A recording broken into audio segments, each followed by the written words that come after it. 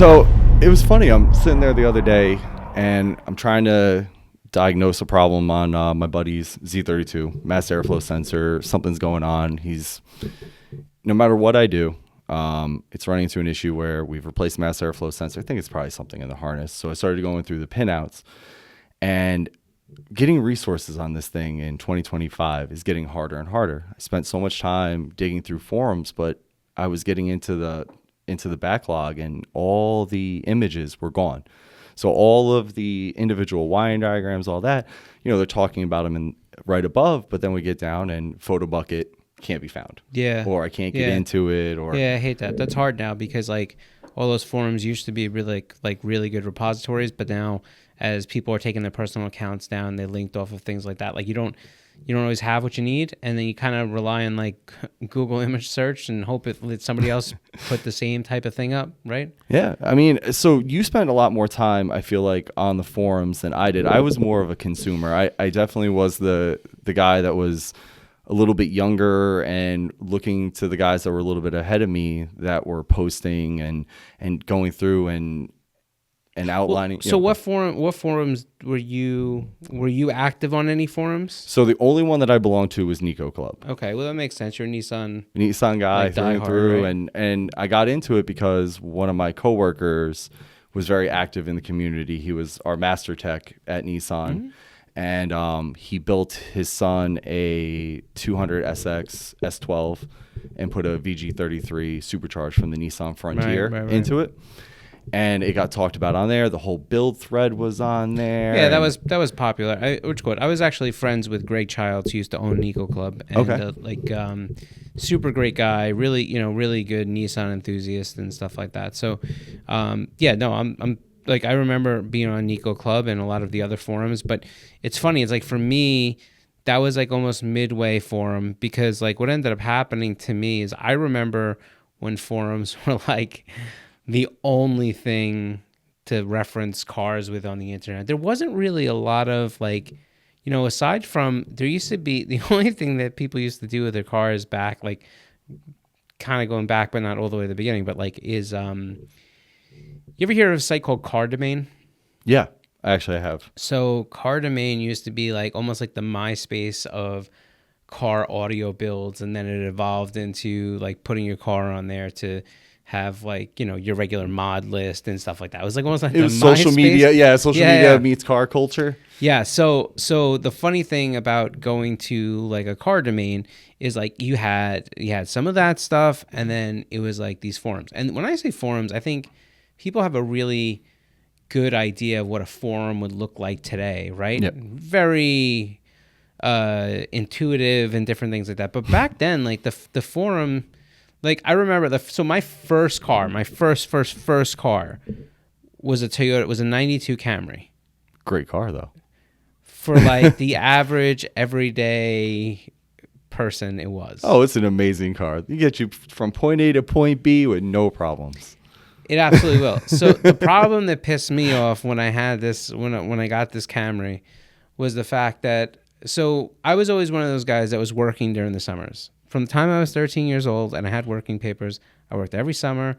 I worked after school, different things like that. When it was time to buy my car, especially going back to like 1998, like I had like almost 10 grand, which was a lot of money back then, yeah, to buy a car, because you got to remember, you could get a $5,000 decent car. Yeah.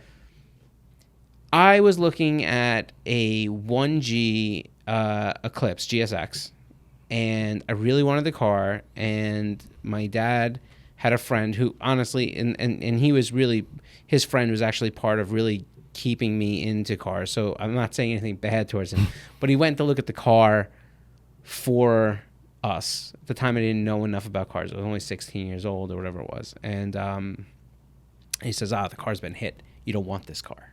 Okay.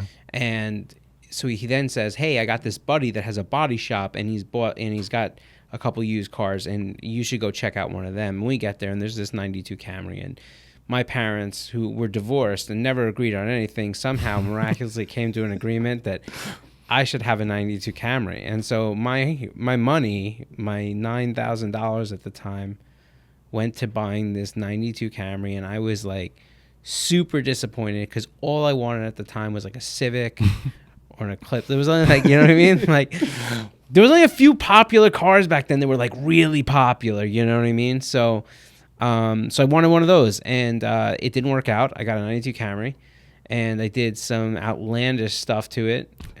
Most of the stuff was very car audio related. Then I started to get into a little bit of performance, but you can't really make that car into a super performance car, which brought me to the ultimate conclusion.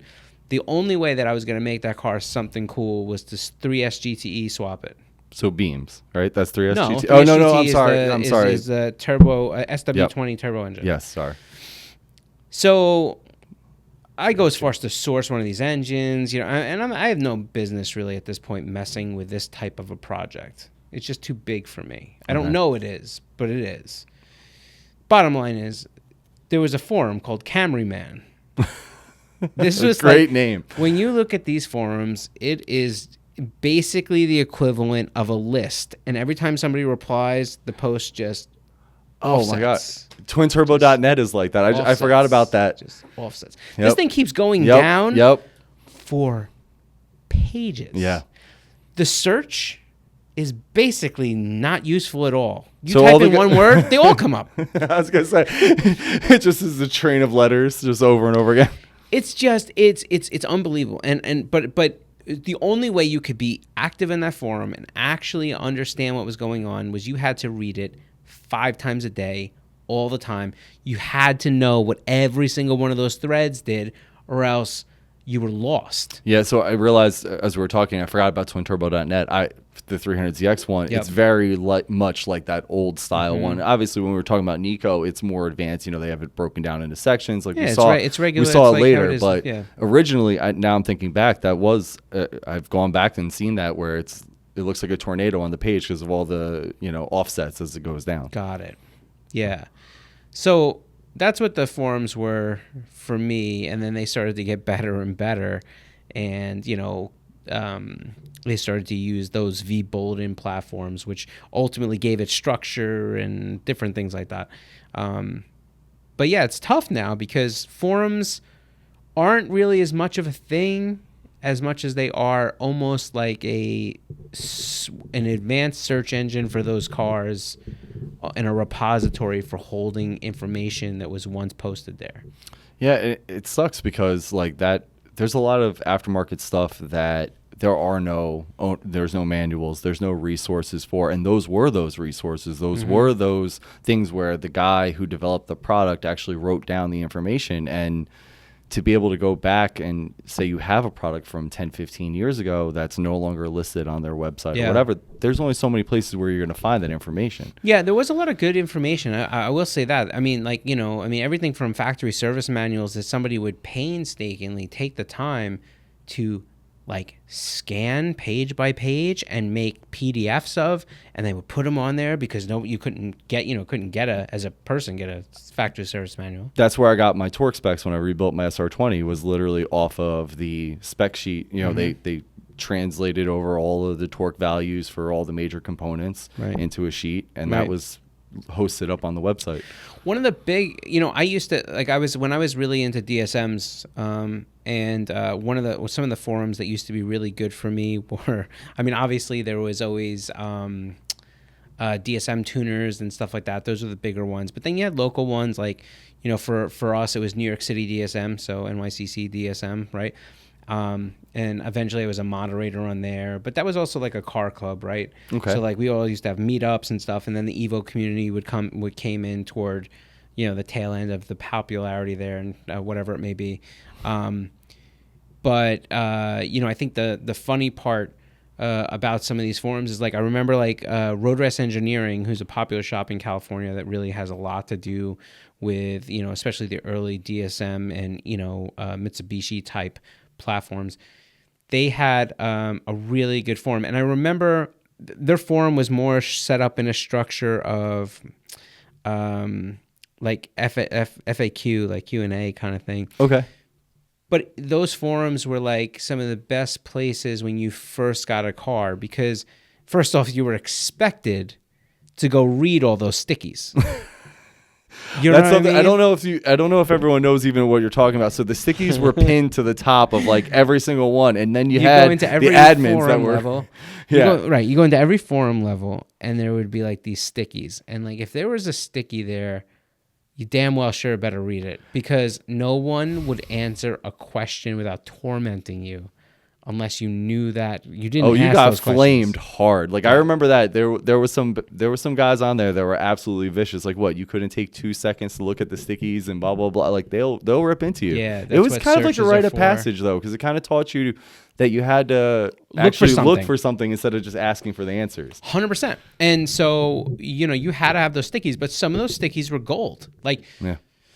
getting into a new platform, there would be these entire articles that people would take the time to put together. And I think that's why people were so adamant about go read them, because people put a lot of time into them, about here's your mod path. Yep. Like, here's how you need to start, or things like, here's the common problems you should address. Here's how you should. I remember when I first got my 2G, it was like, here's some of the things you should look over on your car if you haven't already. And it was like, the transfer cases, usually when the seals would start to go, they would throw grease and stuff like that, all oil all over the all over the from the that output shaft seal there. Yep. Throw them all over the. It would be just all over the underbody. It was like that, and like make sure this is working and that doesn't work, and and those articles, like truly, you'd be like, oh, son of a gun, my thing's weak. What would have happened next? You would have toasted your T case. You know what I mean? Like, so so a lot of that stuff was really helpful, but yeah, like you're right. Like there was a lot of hard things there, right? Yeah. And then now I think so much has translated over to like Facebook groups. Yeah, there's definitely been a changeover. I mean, I'd hate to say that. I've been looking at those for even some resources, and I feel like those are. It's gotten weaker even in that aspect, and that's the hard part. I feel like but maybe what do you going think back that to is, though? I just think that maybe going back to the forums might have been the better way, because so the way I see it is this, is that the groups are great if you're going to have that social interaction, but as far as having the information stay alive and be able to be accessed, I think the forums bring that aspect, that if we were able to even get back to it, and also you have the experts within your community there. Those guys have been doing it, and the ones that are still left were there when they watched the legends within their community teach them. So it's that passing on of knowledge that I feel like is missing. Yeah, from I kind of think, and I know that somebody's going to be in the comments right now, and they're going to basically say, no, you're wrong. I'm still on these forums. Everybody speaks every day. But a lot of times if you go to these forums and you look, like, they always have that thing where last post was, and like, I mean, like it even if it's a recent one, it might be a week ago, 2 weeks ago. I mean, it used to be like, 29 seconds ago. You know what I mean? Yeah. But I think, and I know Max was talking about this before. Like, there's some of these forums, like some of these uses, like Reddit and stuff like that. And I'm sure that there's plenty of good information in there.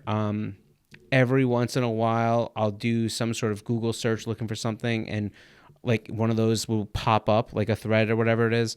The problem is that I think it's very hit or miss. I think that there's some groups that are useful and good, but there's a lot of them that get very like trolly, and it's hard to separate the difference out. I feel like the admin was a thing that was needed, and I feel like then I still think it's needed now, because because what's to stop somebody from going onto the Facebook group and saying, oh, actually your car does better on 020 versus. But they have that stuff, and as they do have admins and stuff. I guess I just feel like this, like the groups that are helpful and useful are the ones that ultimately are providing good valued information, and you don't have people that are just ripping you apart, right?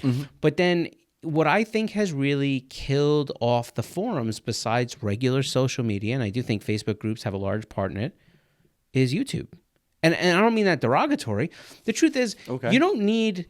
I don't want to say this the wrong way because it's going to come out wrong, but like I remember, my brother and I are about 4 years apart. Okay, when my brother's friends were into cars and they knew that I was already into cars, they would start showing up around my house when they needed stuff, not because I would do it, but because it was like, all right, well, he's built some stuff. He knows what's going on. So I'll just do it over there. He probably has tools and stuff like that. Yeah. And that was cool. That was fine. I was welcome. Like I always welcome those guys to, come, whatever. That was fine.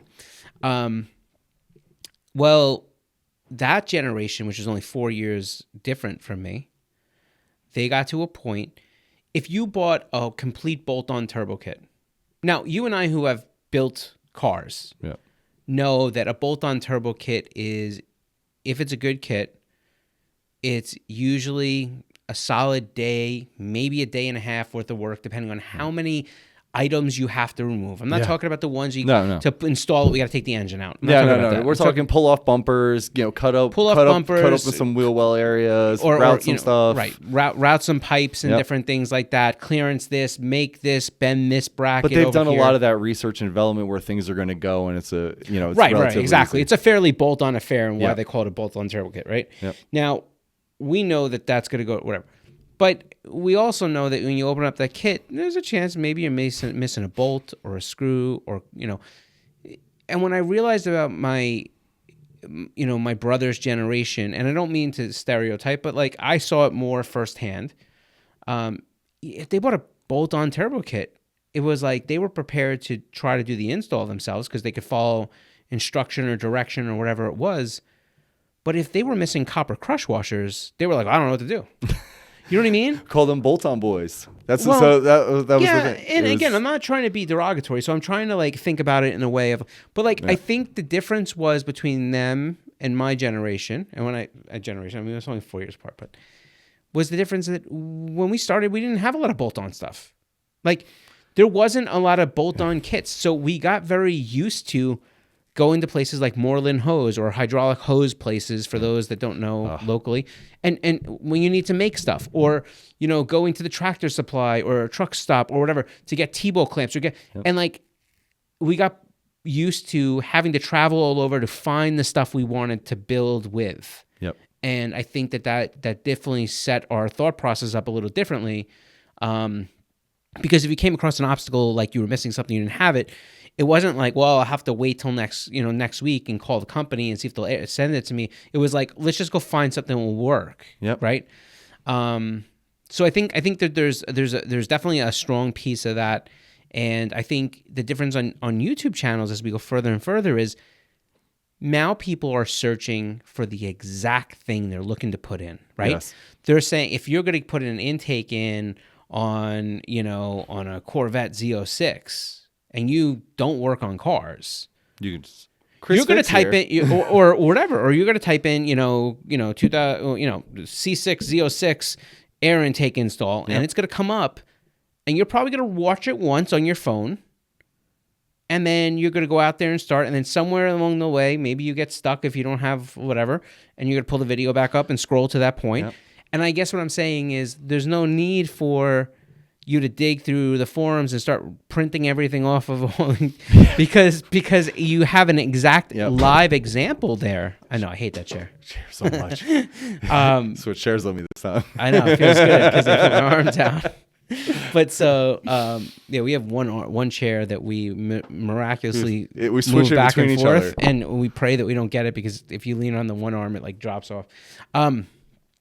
But so yeah, like I think that YouTube has really revolutionized the ability to do a search. I do think one of the incidentals of that is that generation that I talked about, or I don't want to say generation. It sounds like I'm super old. Like age group, right? That were struggling with the car, with what to do when something was missing because they didn't have the build the puzzle kind of thing, but they had the ability to actually do the mechanical work, like physically they weren't in front. They had the puzzle, they had the hands, but they didn't have all the pieces necessary. Right, but that would stump them. I do think that the other generation that comes after that's really relying on YouTube is even worse. My apprentice, one of my apprentices at the shop, he was very much into watch the video from beginning to end and then go do the install type of thing. Meanwhile, I'm sitting there with pages of freaking install instructions, like flipping them through. But and here's the thing. I do the same thing with YouTube. Like if I have something to install and I've never installed it or I don't know the car well, I absolutely will go find one of these videos and watch it. I don't know that I get the same thing out of it that they do. Like, in other words, I'm watching for it. I'm like, all right, this gets removed, move that. Oh, I can see. Good, give it. Yep. I'm almost doing it. Like, I like to go out there, like, especially, like, have a lot of tools. I hate bringing everything out of the toolbox. You like to know what you need before you get all right, in there. I need a 13, I need a swivel socket, I need a 17 ratchet wrench, I need, like, and then you walk out to your stuff and you kind of already have a game plan of what you're going to do. You have a plan of attack. It's you're there to, you can see what, so I've obviously used the resource too. And it's great because you're sitting there looking at, you're like, all right, I can see where they struggle. I can see where things have to be moved. Oh, this part's already in the way. Before I even get in there, I know I'm going to have to remove that type of situation, which is great because you're not going in completely blind. You're not waiting for the next shoe to drop as you're halfway through a project and realize, oh, I don't have that tool or I don't have this thing that I need. Right. And I think that there's something inherently so great about that because it's an advantage, like you shouldn't be sorry that exists. No. Like, the idea that you could like absolutely run through so many things before you get there and have a premeditated game plan of what you want to do or how you're going to do it, I think is incredible. Plan of attack. But I also think that every time, even if you watch something go verbatim, if you watch somebody put up a video where they're doing a step-by-step instruction video, whatever it may be, there's going to be a chance that you're going to hit a point where something doesn't go as planned. And that's where you need to be able to have some forewithal or to know that like when you're putting the AC line back in and it starts to, get jammed up, like, and you've mashed the line end up a little bit, and to know that you have to go back and kind of like smooth it out, maybe file it down and like, because it's going to catch the seal. You can tell you're a 350Z owner because that happens all the time. Those two that pass through right there seem to always do that. It's funny. I did that like, was it last summer or 2 summers ago? And I remember my friend who's, I speak about it once in a while, my repo buddy friend, whatever. But so he came over and he's like, "What the hell are you doing?" And I was like, "I'm just getting this line. I can't get this, just the one line. There's like no room, No, it's and he's like, hold on, and first off, he's got bear claws, for hands. Oven mitts going down in there, and he's got the strength of like 4 of me, and he just grabbed the line, pulled it a little bit, and pop and right in, and I'm sitting there like. But I guess the point I'm trying to make is that he is that very built everything from scratch. So he was like, before you pop that line in, it seems like you might have a sharp edge on that one side. He goes, you may want to file that down. Now, if I had saw it from where I was standing, I probably would have felt the same way. But I'm standing on this side and he's standing on this side. but I guess what I'm trying to say is like, that's the difference between, I don't understand, I changed my line. Why is it leaking? Yeah. Right? Those are things that you gotta have been there before. Sadly, in my neck of the woods, that was always the difference between the mechanics and the parts changers, is that if you have the ability to have that mechanical aptitude to be able to problem solve, to be able to think through the solution that's necessary to complete the task, that's something that is not inherent to everybody. Right, and I don't think it ever will be. There's some people that are going to be a little quicker on their feet than others, right? I don't think that's bad. I think that it's interesting to watch, like I said, I used forums all the time, but now, the one thing about a forum was it wasn't just about car information. That was our social media. Yeah. That was our social media. Like Facebook, I didn't have Facebook. I mean, I remember when it was the Facebook. It's bad. But I also remember when I had to put in my college email to be able to get an invite to join. Yeah, not my experience. I was MySpace, and then by then it was Facebook. So I was a little bit. I had MySpace for a little bit, but what I'm saying is like, it used to be a college only thing when it started. It was college only. Okay. So it was colleges and college. First, it was a few. I think it was just Harvard where Zuckerberg went there, and then it started to get out to other colleges. That's when I remember it, right? Okay. I think I was like in my second year or whatever of school, and like I remember somebody saying like, "Hey, like, are you on this thing?" On the Facebook. I don't remember. Yeah, yes, it was on Facebook. But it changed, and I remember the logo changed pretty quickly after that. But anyhow, so they said, you're on this. I said no, and they said, oh, I'll invite you. Yeah, you have to then put your email address They in. They put my whatever. You had to have a .edu email or whatever it was. Okay. So it went to my school email and then opened it up and boom, Facebook, right? But the forums, you're able to interact with your peer. Like, I feel like Facebook is a bigger group where the threads were your peers. They were the guys driving the same cars as you, into the same hobby as you. That's why forums, I think, lasted as long as they did. Well, yeah. Camaraderie. Right, but what I'm saying is because that was a way of you going to speak to just these car people. Yeah. Facebook groups came along and I think really started to change that. And I think they probably put a pretty big hurting on a lot of those forums because it was like now you're having Facebook groups, so you were in on Facebook anyway, and then it was like, oh, just pop over to the group and get the notification. You didn't have to leave the website to be able to have those interactions that you were looking for. Right. So I think over the last 5 to 8 years, I think forums have just continued to plummet out of the sky. But it's interesting because they really still do act as a source of like a repository, because you go to Google a lot of times and look for something specific. A lot of times, threads will pop up. I still have it every once in a while. Like I'll go, look for like, where the hell was the tag on the CD09 to be able to find? And like I know it's on the right bottom, but I'm saying like, you go look for something like that. Next thing you know, a 350Z tech forum, post pops up and, drop down here, look over here, use the, whatever. Yeah, it's cool. I don't know. Yeah. It's interesting stuff. Yeah, it was definitely a time, and as I said, I was right on the tail end of it, and the only thing that's frustrating is now going back, I wish there was a better way to host the images. I hate getting there and just seeing that photo fish can't be found or whatever it is. That's the only photo bucket. That's the only thing it's heartbreaking. Like it's like you get all the way there and you're like, oh, there's my resource, and then nothing. So I'll give you one of my rule of thumbs. If I ever go look for something and I actually find the image, I usually save it to my laptop. I save them to my phone and laptop. I have all the DSM factory service manuals. I have the 350Z factory service manual. Like anytime I find something, I'm like, oh my God, great. And I'll spend 10 minutes just right click. But it's true. That's true. Like, you're so worried about this information just disappearing from somebody hosting it.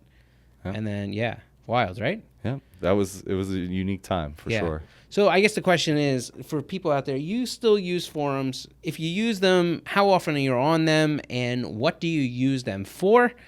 Does the Facebook group replace this? Do you use Reddit?